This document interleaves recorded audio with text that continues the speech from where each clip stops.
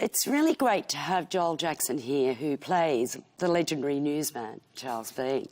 It must have been a wonderful thing for you to do to get into this role. It was, and the more we found out about it, the more we shot, the deeper the picture became and the more fun we had really crafting that as a picture. One of the things I loved about the crafting of the character was the use of your voice.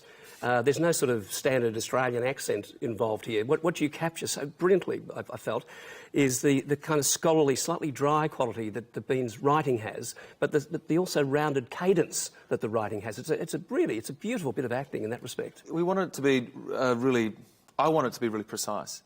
Bean's accent was a bit, you know, he had an RP touch and was quiet. He was raised in London and went to Oxford University and studied over there and did all those kind of things. So I wanted it to be intelligent, but I wanted it to be relatable from an Australian's perspective nowadays, but still understandable in an international context. So it was great crafting that with Michael Reimer and then getting a bigger picture of the difference of Bean to, say, the soldiers and, say, then the military class of the English, and really defining what his voice said about him. But did you ever feel that this man was sort of slightly on the Asperger's spectrum, in that there was this inability to really connect with the men around him? Yeah, he hid in his words. And you can see it in his diaries and how really well thought out those sentences were. But in his actions and how he'd convey himself every day, they were impulsive. And so he, you know, as soon as the men around him started to really become affected by what else was happening, everyone needed someone to hold on to. Yeah. And Bean held on to the memories of these men and the items of these men, which later became the Australian War Memorial. Yeah. But, you know... I mean, he's a very significant guy in our history, isn't he? Oh, but, huge. I mean, I think, you know, this clip sort of shows his awkwardness as a man. Yeah. They still giving you the silent treatment, sir? Not always. Occasionally they go out of their way to insult me. Maybe you should try winning him over with a joke. People like jokes. Really? Do you know any? No, I know plenty, sir. What are you after? Clean or dirty? Not sure. What's more popular? Well, dirtier the better, sir. You hear the one about the man who couldn't tell the difference between Vaseline and putty? His windows fell out.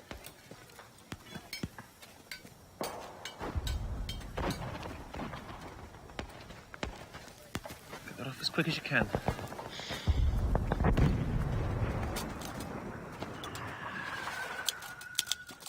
That's one thing I never knew about Charles Bean. He had his own typist with him. Yeah.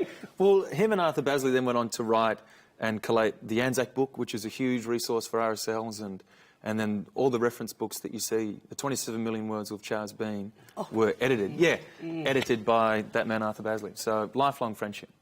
Tell me, this is your first major role after leaving NIDA. I mean, you landed quite safely, didn't you? Yeah. It took us a while to get there, but as soon as, you know, the hard work that you do behind the scenes at NIDA and the little bits and pieces that you trust will put you in good stead, it did. And as soon as you walk on set and you look in the eyes of... My birthday, July 7th, we had Sam Worthington and Hugh Dancy doing this beautiful scene where no words were spoken. And it's moments like that where you know, kick yourself going, wow, we really did something special. But to work with those guys and Michael Reimer and the scripts that you had, you really couldn't put a foot wrong, really. It was... I thought actors came out of NIDA expecting unemployment. Well, I worked as a landscaper again for a little bit. But, no, we auditioned for 5 different characters within Deadline Gallipoli. And then it was kind of, we like you, but we don't know where you're going to fit, so how about you try this? And... Which one did you want? I love Charles Bean. I wrote an essay on him when I was about 15 years old. Right. And it's a big part of my Anzac education with my grandfather. He has all of Charles Bean books, and so as soon as I read the script, that's... Oh, wow. That's what I wanted. Well, that's a fabulous connection. There were more correspondents, though, than Bean. Shall we look at one of the other correspondents? Oh, yeah. It is heart-rending work to write what I know to be untrue and to confine myself to giving a descriptive account of the useless slaughter of thousands of my countrymen, when what I wish to do is tell the world of the blunders that are being daily committed on this blood-stained peninsula.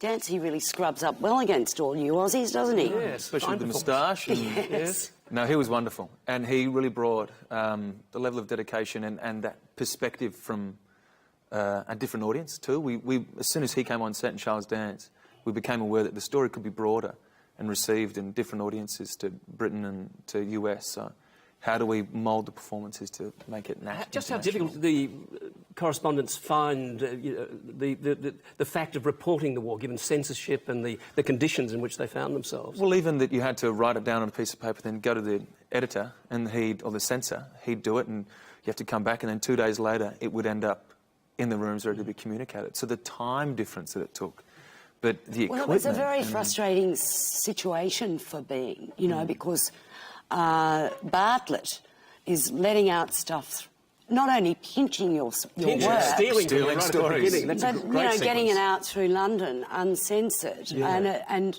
you know, I think you sense Bean's frustration through this drama. For different reasons. Like for Bean, it was because he was the only Australian correspondent allowed to go and fought so hard to be there. Whereas for Bartlett, it was his second, I think it was his second war.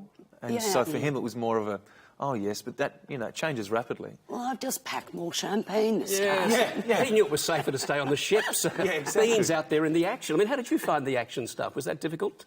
I loved it. I mean, I think I went down to about 78 or 80 kilos from 94 to slender down and look like a studious Bean. But it was so much fun to dig in deep into the history and really tell that side that we haven't seen or that you don't get from the Australian War Memorial. It's all clean-cut and educational. But to show what built the passion and fire to then build these huge monuments was such a wonderful experience. Well, in a way, Bean also exemplifies the myth of Anzac, don't you think? Yeah. Look, Joel, it's been fantastic that you were able to join us today. And I thanks for having think, me. you know, we ought to go out on you representing one of those moments in the series. Thank you.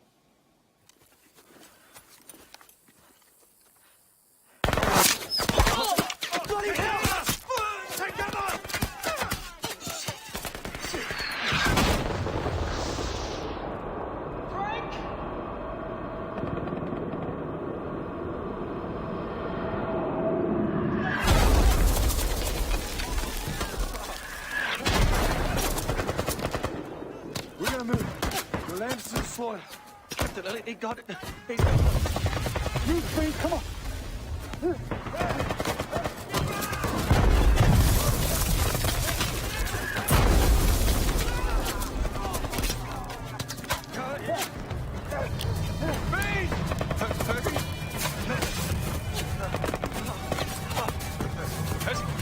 Stand up. Get in here! Get in here, Bean! Get down! Keep your head down! Get your head down! Good job, fellas. Good on you, Bean.